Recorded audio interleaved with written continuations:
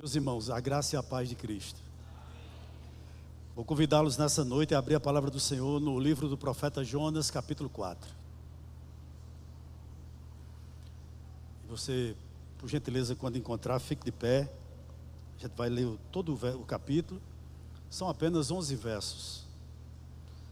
Jonas, capítulo 4, do 1 ao 11. Nós estaremos meditando nessa noite. Louvado seja o nome do Senhor.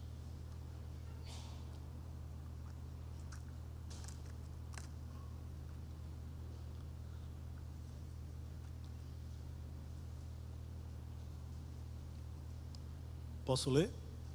Amém? Vamos lá. Mas Jonas ficou muito aborrecido e com raiva. Ele orou ao Senhor e disse: Ah, Senhor, não foi isso que eu disse, estando ainda na minha terra? Por isso me adiantei, fugindo para Tarsis, pois sabia que tu és Deus bondoso e compassivo, tardio em irar-se e grande em misericórdia, e que mudas de ideia quanto ao mal que anunciaste. Agora, Senhor, peço que me tires a vida, porque para mim é melhor morrer do que viver. E o Senhor disse: Você acha que é razoável essa sua ira? Então Jonas saiu da cidade e sentou-se num lugar a leste da mesma. Ali construiu um abrigo, sentou-se na sombra para ver o que aconteceria com a cidade. Verso 6. Então o Senhor Deus fez crescer uma planta por cima de Jonas, para que fizesse sombra sobre a sua cabeça, a fim de o livrar do seu desconforto. E Jonas ficou muito contente por causa da planta. Mas no dia seguinte, ao amanhecer, Deus enviou um verme que atacou a planta e ela secou. Quando o sol nasceu, Deus fez soprar um vento leste muito quente. O sol bateu na cabeça de Jonas, de maneira que ele quase desmaiou. Então pediu para morrer, dizendo: Para mim é melhor morrer do que viver. Então Deus perguntou a Jonas: Você acha que é razoável essa sua raiva por causa da planta? Jonas respondeu: É tão razoável que até quero morrer. E o Senhor disse: Você tem compaixão da planta que não lhe custou nenhum trabalho. Você não a fez crescer. Numa noite ela nasceu e na noite seguinte desapareceu. E você não acha que eu deveria ter muito mais compaixão da grande cidade de Nínive, em que há mais de 120 mil pessoas que não sabem distinguir entre a mão direita e a mão esquerda, e também muitos animais? Vamos orar. Pai, aqui está a tua palavra. A nossa oração, Senhor, é que tu se manifeste nesse lugar através da tua santa palavra nessa noite. Que tu possa falar a cada coração aqui presente, e que, como tu fizeste pela manhã, hoje à noite também tu enche esse lugar da tua glória, da tua graça, da tua grandeza, e possa alimentar o faminto, e possa saciar o sedento, para o louvor da tua glória. Nós te pedimos isso em nome de Jesus. Amém. Os irmãos podem sentar.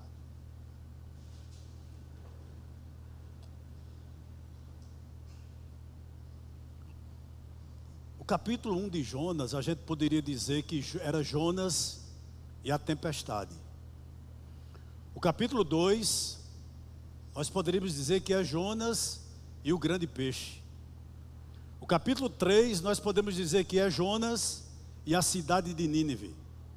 E o capítulo 4, que nós acabamos de ler, é Jonas e o Senhor. Jonas e o Senhor. Se eu fosse dar um tema a essa mensagem, eu diria o seguinte: correndo à frente de Deus.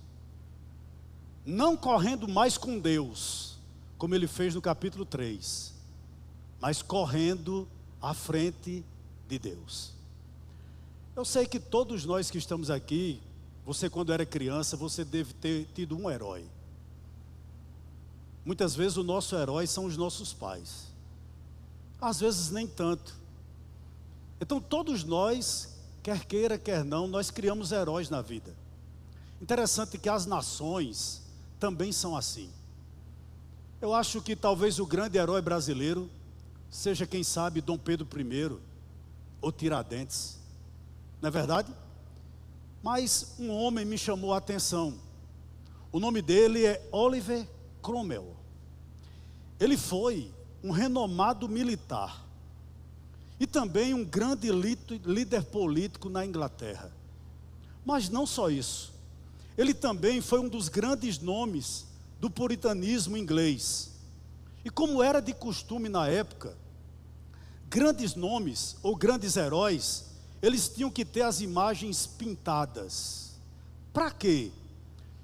Para que o rosto deles, desses heróis, fossem finalmente perpetuados. Se fazia pintura, já que não havia fotografia, desses heróis, para que a sua imagem fosse lembrada pelas gerações seguintes.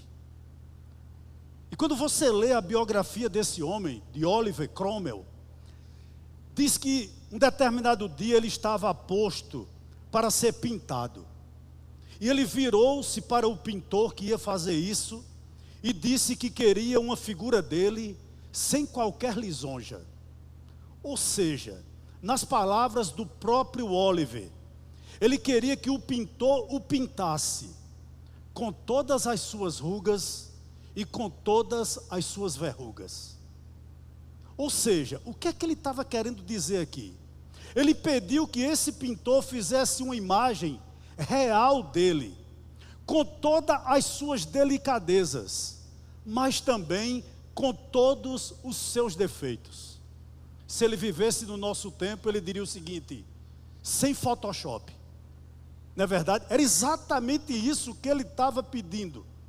Estava pedindo ao pintor que nenhum recurso que o tornasse diferente do que ele realmente era, deveria ser usado por ele.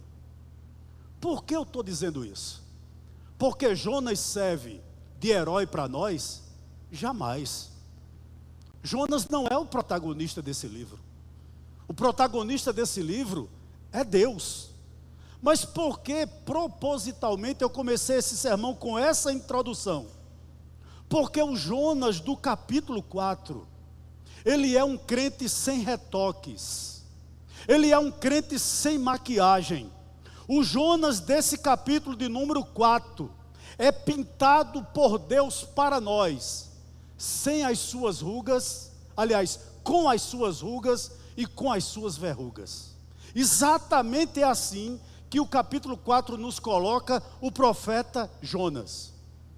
Eu fiquei imaginando, se fosse um autor de algum filme de Hollywood, ou algum roteirista de uma novela global, talvez, se tivesse escrito esse livro de Jonas, essa pessoa terminasse o livro de Jonas no capítulo 3, verso 10. Olhe para o capítulo 3, verso 10. Deus viu o que fizeram, se relacionando aos ninivitas, como se converteram do seu mau caminho, e Deus mudou de ideia quanto ao mal que tinha dito que lhes faria, e não o fez. Imagine se o livro de Jonas tivesse terminado exatamente nesse ponto aqui.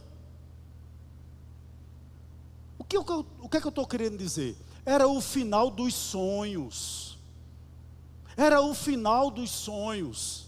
Então a pergunta inicial a ser respondida aqui nessa noite é a seguinte: qual o objetivo de Deus nos ter dado o capítulo de número 4? Resposta para você nessa noite: para mostrar como é a nossa alma. O capítulo 4 de Jonas é o verdadeiro espelho da nossa alma. É o verdadeiro espelho da nossa alma. Jonas aqui não está simplesmente irado. Verso 1. Preste atenção no verso 1. Mas Jonas ficou muito aborrecido e com raiva. Por quê? Qual a razão dessa raiva de Jonas? Porque Deus havia salvado Nínive. Porque os ninivitas haviam se arrependido do seu pecado, e isso deixou Jonas profundamente irado. Ele não está apenas com raiva, irmãos, ele está vermelho de raiva. Ele está muito irado, porque os ninivitas se converteram, porque esse povo buscou perdão. A conversão dos ninivitas foi sua maior derrota. Mas há outra coisa aqui, porque Jonas está irado. Por quê? A bondade de Deus era insuportável para ele. O fato de Deus ser muito bom, isso fazia com que Jonas ficasse com raiva. Ele está irado, porque Deus salvou um povo que ele não queria que Deus salvasse. Enquanto o próprio povo dele, sob o domínio de Jeroboão II, estava vivendo na mais densa idolatria. Era como se Jonas estivesse dizendo para Deus o seguinte: enquanto minha casa está toda desarrumada, enquanto o meu povo está se voltando para a idolatria, o teu povo, que tu fizesse uma aliança com ele, tu está olhando para esse bando de pagãos. Parece com a gente ou não parece? Todo mundo se converte, Senhor, menos a minha família, que eu estou há 20 anos na igreja. E eu ainda vejo o desmantelo que está na minha casa, o caos que é meu casamento, a situação adversa que vive meus filhos. Eu vejo meus vizinhos se converteram, pessoas que eu preguei para eles se convertendo, mas minha casa jamais. Ó Deus, como tu és injusto. Era isso que Jonas estava dizendo para Deus. Exatamente esse era o motivo da ira dele. E esse capítulo de número 4, meus irmãos, ele vai nos ensinar também que assim como Deus tinha que ter e teve muita paciência com os ninivitas, Deus também tem que ter muita paciência comigo e com você. E como Deus tem tido paciência comigo e com você, da mesma maneira como Ele tem tido paciência com pecadores que estão perdidos ainda. Como isso, irmãos, brota nesse livro. Meus amados irmãos, Jonas aqui é alguém descontrolado. Jonas é aquele sujeito que chega em casa chutando as pedras. Jonas é aquele camarada que chega arrancando os cabelos, dando murro em cima da mesa. É esse Jonas aqui. E isso é muito triste, porque o profeta de Deus está verdadeiramente nesse momento aqui, controlado pela ira. E como é triste quando qualquer pessoa, inclusive um crente, é dominado pela ira, porque ele se torna juiz. Jonas aqui, ele é o juiz. Ele está querendo tomar o lugar de Deus, né? E querendo dizer para Deus o que Deus deveria fazer. E eu gostaria de lhe levar uma reflexão aqui nessa noite. Quantas vezes você não é chamado para falar sobre aquele determinado assunto que você não tolera? No caso aqui, era a salvação dos ninivitas. Deus chamava Jonas para conversar com Jonas acerca disso. Ou seja, qual era a vontade de Deus para a vida dele? E Jonas logo se aborreceu. Parece com a gente ou não? Quem sabe você está aqui nessa noite e há coisas na sua vida que você não trata. Você não trata porque lhe aborrece. Você não trata exatamente porque você não quer tratar, isso lhe deixa irado. Então é mais fácil sair quebrando tudo, chutando tudo, amaldiçoando tudo, do que simplesmente sentar e ouvir qual é a vontade de Deus para mim. Se parece ou não se parece conosco? Demais. Mas não só isso. Eu gostaria de dizer a você que o livro de Jonas não serve apenas para nos ensinar que Deus se preocupa com todas as nações. Há quem diga que o livro de Jonas é o livro mais missionário de todo o Antigo Testamento. Mas também que ele tem que ter muita paciência comigo e com você. Verso 2. Vá para ele, por gentileza. A palavra de Deus diz assim: ele orou ao Senhor e disse: ah, Senhor, não foi isso que eu disse estando ainda na minha terra? Por isso me adiantei fugindo para Tarsis, pois sabia que tu és Deus bondoso e compassivo, tardio em irar-se e grande misericórdia, e que mudas de ideia quanto ao mal que anunciaste. Há pelo menos uma coisa boa aqui no verso 2. E você me perguntaria qual? Mesmo irado, Jonas vai orar.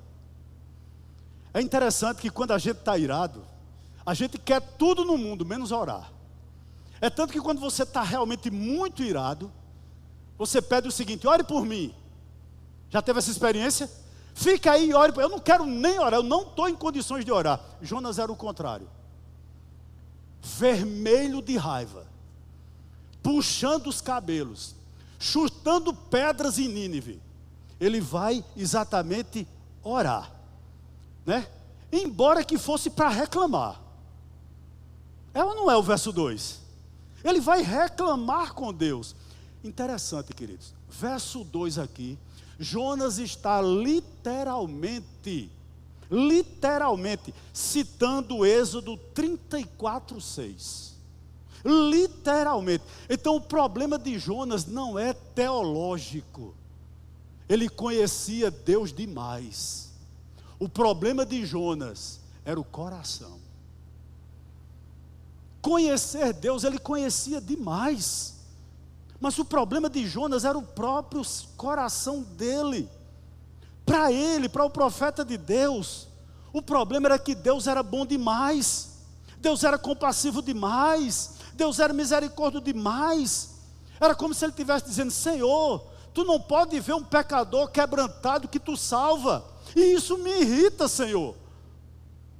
Meus queridos irmãos, olhe que declaração forte no verso de número 2, quando ele diz: ah, Senhor, não foi isso que eu disse, estando ainda na minha terra. Que declaração forte. Por que eu estou dizendo que essa declaração é forte? Jonas está dizendo que ainda quando eu estava em casa, lá no reino do norte, Senhor, arrumando as minhas malas, porque eu tinha dúvida se eu ia para Tarsis ou eu ia para Nínive. Quando eu ainda estava em dúvidas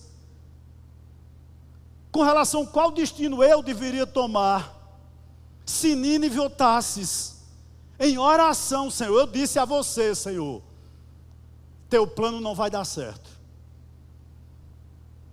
Você já tentou dar ordem a Deus? Você já tentou ensinar Deus como administrar a sua vida? Está aqui, Jonas. Na minha terra eu estava indo. Quando tu me fizesse o meu chamado para eu vir para Nínive, eu disse a tu, Senhor, esse plano não vai dar certo. Em outras palavras, eu sempre estive certo. Jonas dizendo: tu és que estás errado, Senhor. Que declaração forte, meu querido. Eu tenho uma aplicação para lhe dar aqui nessa noite com base no verso 2. E como eu gostaria que você aguardasse no seu coração. Essa aqui, a vontade do coração do pecador é fazer prevalecer a vontade dele. Eu vou repetir. A vontade do coração do pecador é fazer prevalecer a vontade dele. Converse com qualquer jovem crente, você que é pai, que é mãe, que fica obstinado para se casar com um jovem não crente. Confronte-o, para saber o que você vai ouvir. Porque a vontade do coração do pecador é fazer com que prevaleça a vontade dele. Converse com qualquer pessoa crente que está numa situação financeira difícil e não dizima mais. Confronte-o para que ele passe a ser dizimista como era antigamente. E veja, escute o que você vai ouvir.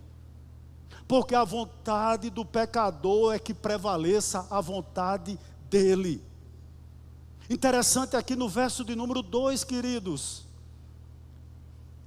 O problema de Jonas, a sua revolta, o seu desequilíbrio emocional era a bondade de Deus, como também a vontade de Deus de salvar.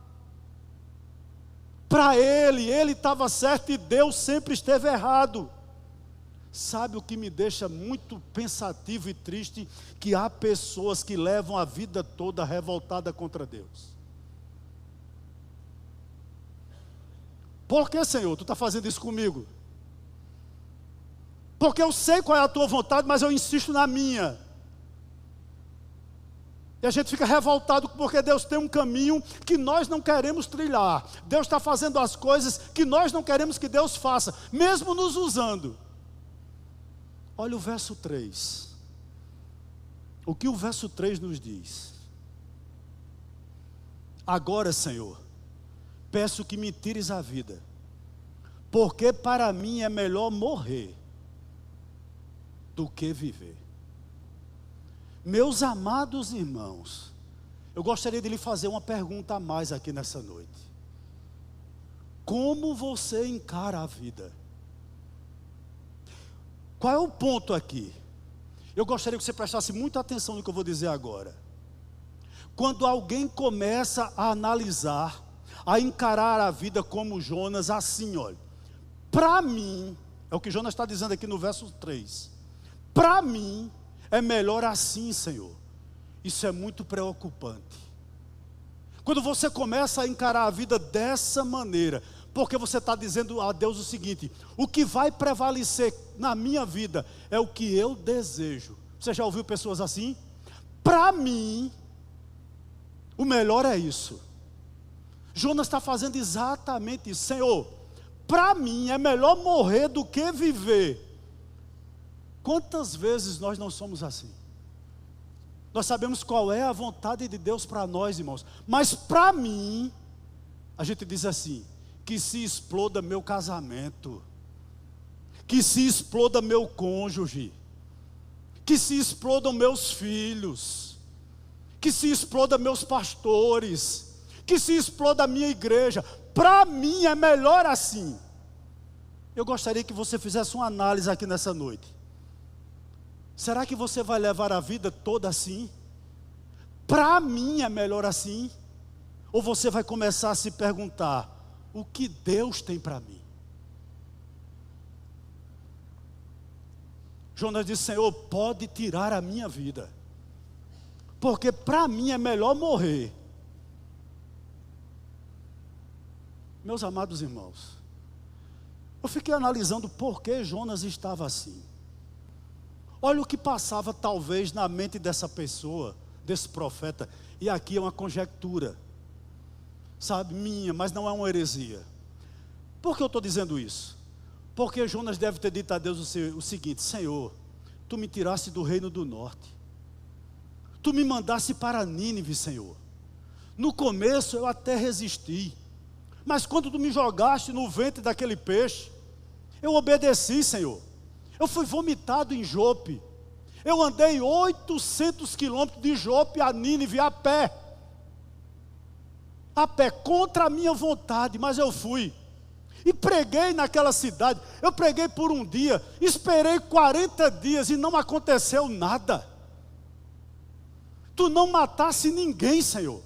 O que é que Jonas está dizendo a Deus aqui? Eu perdi o sentido da vida, porque eu sou um profeta desmoralizado, Senhor. Tu mandasse eu pregar juízo, e tu exercesse misericórdia. Falta sentido para eu viver. O que é que Jonas estava dizendo? A minha vida já não tem mais sentido. Que triste, irmão. Quando a gente deixa de aparecer nos holofotes, quando as nossas fotos já não são mais curtidas, quando parece que a gente entra na igreja e ninguém dá a paz do Senhor para a gente. É a situação de Jonas aqui. E ele precisava urgentemente de um sentido para a vida dele. Eu lhe pergunto: qual o sentido da sua vida? Eu creio que é viver para a glória de Deus. Oh, meu irmão, eu fico olhando alguns artistas famosos, homem com 80, 75 anos, convivendo com garotas, casados com garotas de 20, 25 anos. E quando essas pessoas o deixam, porque não ama não, Não venha me dizer que mulher nova gosta de homem velho, que isso é conversa. Né? E quando quer deixar esses camaradas, eles querem se suicidar. Por quê? Porque falta um sentido para a vida. Eles vivem com algo, com seus olhos em algo que tem prazo de validade. E essas pessoas normalmente são frustradas. Eu vou lhe dar um conselho aqui, com base no verso 3. Se você sempre usa essa frase, para mim, sem Deus, você nunca vai ter paz. Para mim o melhor é isso, você nunca terá paz. Jonas era alguém que não tinha paz. Versículo de número 4. Olha o que a palavra do Senhor nos diz. Deus vai falar com ele. E o Senhor disse: você acha que é razoável essa sua raiva? O que é que Deus está fazendo aqui com ele, irmãos? Deus está levando esse homem a refletir. Como? Como Deus está fazendo isso? É como se Deus estivesse dizendo o seguinte: Jonas, tu está escutando o que tu estás me pedindo? Tu sabe, Jonas, o que tu estás me pedindo? Ou seja, você tem razão para estar assim. Essa tua ira tem sentido. Sabe por que Deus faz isso, meus irmãos? Porque pessoas que são sempre levadas pela ira perdem a lucidez, perdem o domínio próprio, perdem o equilíbrio. E Deus está chamando aqui o seu servo, crente. Jonas era crente, sim. Deus está chamando ele para refletir sobre a vida. Mas como Jonas se parece com a gente? Vá para o verso 5. Vamos ler todos juntos? Então Jonas saiu da cidade e sentou-se num lugar a leste da mesma. Ali construiu um abrigo. Sentou-se na sombra para ver o que aconteceria com a cidade. Meus queridos irmãos, Jonas responde alguma coisa a Deus? Não. O que é que Jonas faz? Simplesmente Jonas vira as costas e sai. Parece ou não parece muitas vezes com a gente? Ele não dá nenhuma resposta a Deus. Sabe o que essa atitude demonstra? Jonas está dizendo a Deus o que talvez a gente diga com as nossas atitudes: Senhor, se não é do meu jeito, eu nem quero conversa. É do jeito que eu idealizei, Senhor. Se não é, eu não quero nem conversa. Como Jonas se parece com a gente? Irmãos, ele foi para uma encosta em Nínive, né? E lá naquela encosta, ele constrói um abrigo para ele. Os judeus eram peritos nisso. Jonas era judeu. Ele fazia isso durante a festa do tabernáculo. Ele sabia muito bem construir uma... E Jonas fez uma cabana. Para nós que somos nordestinos, não sei se você é sertanejo ou conhece a cosmovisão do sertanejo, Jonas construiu um rancho. Uma latada, né?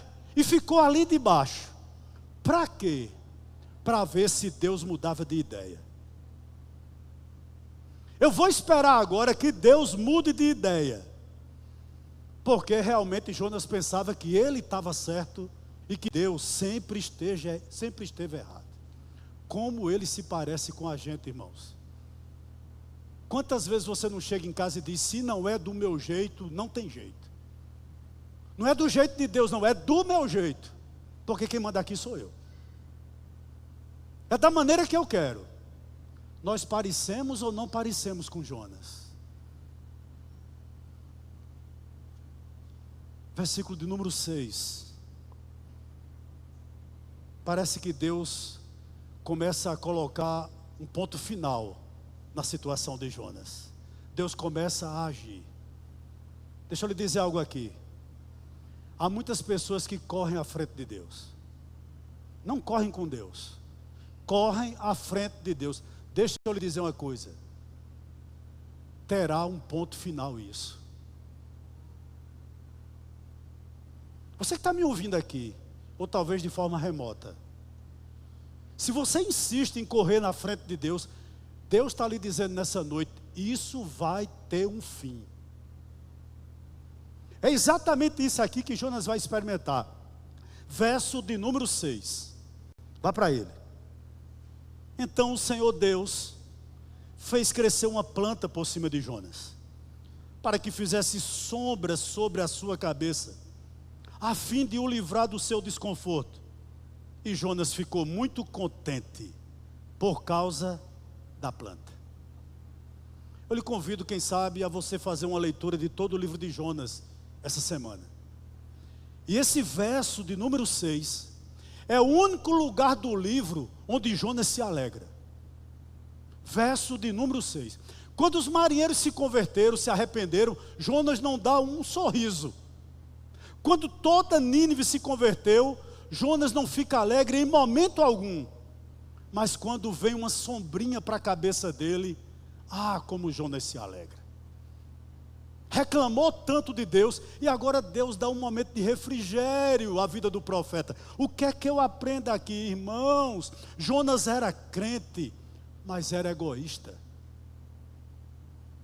Jonas era crente, querido, mas idolatrava as coisas. Ele nem estava preocupado com 600 mil pessoas que iam para o inferno, mas com uma planta, ele estava idolatrando. Como tem gente assim? Despreza pessoas, mas adora coisas. É meu carro, é minha casa, é meu trabalho, é meu salário. E os filhos estão na sala de estar, teu maior patrimônio, e tu nunca olhasse para ele. Clama por tua presença, e tu dá apenas presente, quando dá. É Jonas. São meus sonhos. Deixa eu dizer algo aqui a você, meu querido, você é casado. Você não é mais o boy de antigamente, você é casado, você tem filho. Sua prioridade é a família. Casado você é. Sua prioridade é a sua família na terra. E Deus no céu em primeiro lugar. Mas Jonas adorava a planta. Foi conforto, trouxe prazer para Jonas, é com ele mesmo. Verso 7 e verso 8. Eu quero até fazer uma reclamação aqui de público. Não sei quem é, mas eu vou até conversar com ele. Ele disse, pastor, isso muito me elogia, muito me engrandece, sabe? Eu engrandeço a nossa igreja, perdão. Disse o seguinte, eu acho a igreja de vocês parecida com a igreja presbiteriana de Pinheiros. Eu digo, rapaz, menos, né? Aí ele disse mais o seguinte, pastor James Hernando Dias Lopes. E o senhor é Arivaldo Dias Casimiro. Eu digo, meu irmão, pelo amor de Deus, menos, né? Menos. Mas vamos para o verso 7 e verso 8. Mas isso para a nossa igreja é elogio, né? Ser comparado, para a glória de Deus, né? Verso 7 e verso 8. E um parênteses aqui, eu sou um pouquinho mais bonito do que Arivaldo Dias Casimiro, né? Fecha o parênteses. Verso 7 e verso 8, vamos para ele? Diz assim o texto sagrado. Tomara que ele não veja isso, vai ver não. Mas no dia seguinte, ao amanhecer, Deus enviou um verme, uma lagarta, que atacou a planta e ela secou. Quando o sol nasceu, ou seja, desde manhãzinha, Deus fez soprar um vento leste muito quente. O sol bateu na cabeça de Jonas, de maneira que ele quase desmaiou, insolação. Então pediu para morrer, dizendo, para mim é melhor morrer do que viver. Finalmente, Deus resolve acabar com a farra de Jonas. De que modo? Verso 7. Logo cedinho, Deus envia uma lagarta. Dizem os comentaristas que essa lagarta era um ser felpudo, muito comum naquela região, e era letal para a agricultura. Aquela lagarta vai na planta e a corta.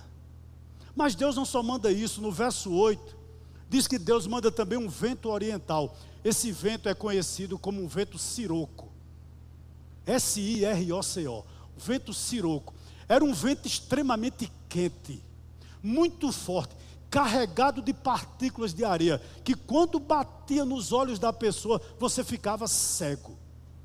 A função desse vento era também afastar as nuvens. Ou seja, o sol forte bateu na cabeça de Jonas. Jonas não podia mais ver. Com certeza ele estava muito cheio de terra. Era uma situação extremamente desconfortável. Mas o que me chama a atenção aqui, meus irmãos, se há alguém no mundo que gostava de morrer, era Jonas. Mais uma vez Jonas pede para si a morte. Vai gostar de morrer para lá. Toda hora e todo instante Jonas está dizendo: tira a minha vida, para mim é melhor morrer, eu não quero mais ficar aqui. Deixa eu lhe dar um conselho aqui. Sabe o que Jonas está dizendo com isso para Deus? Senhor, se eu não sirvo para o Senhor do jeito que eu sou, então me leva. Se eu não sirvo para o Senhor da maneira como eu sou, eu prefiro morrer. Deixa eu te dar um conselho aqui nessa noite. Que Deus te livre dessa blasfêmia. Que Deus te livre desse sentimento demoníaco. Irmãos, permita um parênteses aqui. Nós estamos vivendo, irmãos, no nosso país, um momento diabólico. Sabe por quê? Porque o povo brasileiro não confia mais nas autoridades. E isso é diabólico. E Jonas aqui estava dizendo o seguinte: que o ser supremo, o ser maior, que regia todo o universo, que rege todo o universo, ele não confiava mais nele. Teus planos estão errados, Senhor. Ou o Senhor muda, ou tira a minha vida. Mas eu não vou mudar. Há muita gente assim, irmão. Há pessoas que são criadas em berços cristãos e não querem nada com Cristo. Há pessoas que escutam o evangelho terça, domingo de manhã e domingo de noite e não mudam. Não mudam. Versículo 9, 10 e 11, e a gente vai para o nosso segundo momento.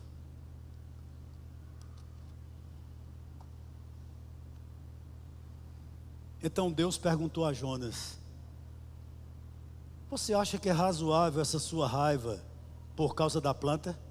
Olha o que Jonas vai dizer de novo. Jonas respondeu: é tão razoável que até quero morrer. Verso 10, e o Senhor disse: você tem compaixão da planta, que não lhe custou nenhum trabalho. Você não a fez crescer. Numa noite ela nasceu e na noite seguinte desapareceu.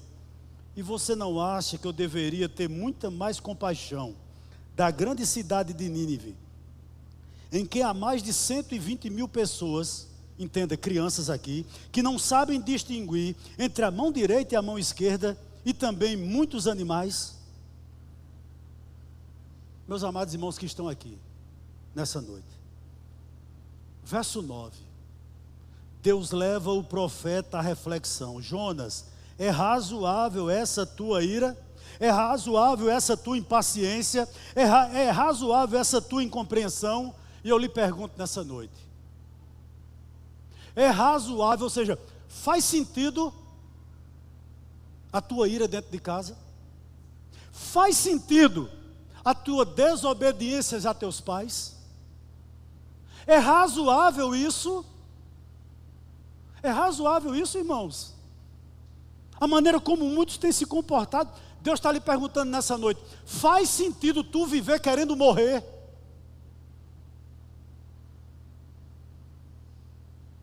Faz sentido?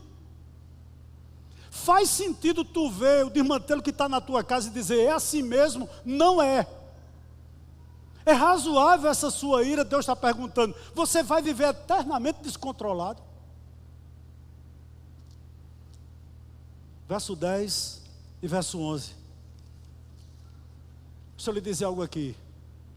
Como Deus faz isso? Como Deus nos chama a reflexão, irmãos? Talvez Deus use alguém. Talvez Deus faça uso como fez num sermão pela manhã, hoje de manhã aqui na EBD. Quem sabe Deus não está fazendo essa reflexão, chamando você à reflexão hoje à noite através da palavra. Quem sabe do louvor. É razoável a maneira como você tem vivido? Para mim, não é o que Deus tem para você, não é para mim. Para mim vale mais ganhar dinheiro do que cuidar dos meus filhos. Para mim, é razoável?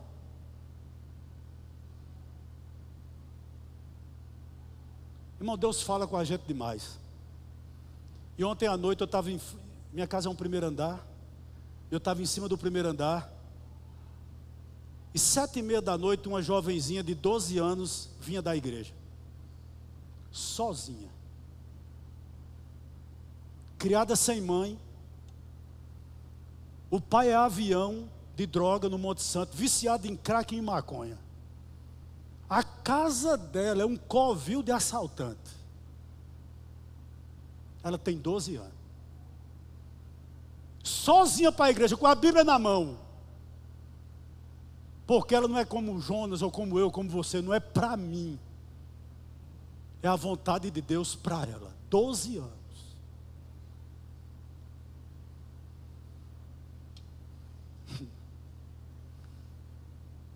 Verso 10 e 11 a gente encerra.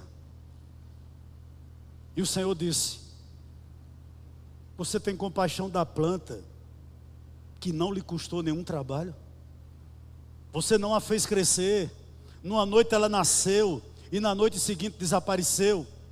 E você não acha que eu deveria ter muito mais compaixão da grande cidade de Nínive, em que há mais de 120 mil pessoas que não sabem distinguir entre a mão direita e a mão esquerda, e também muitos animais? Meus irmãos, se tudo é Deus que nos dá, será que Deus também não tem o direito de tirar? Jonas, quem manda na tua vida sou eu, foi eu que dei a planta e foi eu que tirei.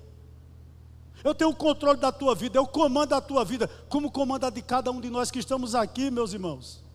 E me permita uma coisa aqui. Eu creio que Jonas se arrependeu. E vou lhe dizer por quê. Porque depois do verso 11, o livro termina. E há um ditado que diz o seguinte: quem cala, consente. Simplesmente depois disso, Jonas se cala. Por quê, pastor? Porque quem tem a última palavra na nossa vida é Deus. Jonas finalmente entendeu isso. Sabe o que Jonas refletiu? Creio eu. Se eu mereço ser perdoado, Nínive também. Nínive também. Detalhe, Deus perdoou Nínive, mas Deus também perdoou Jonas. Eu gostaria de terminar essa reflexão aqui nessa noite.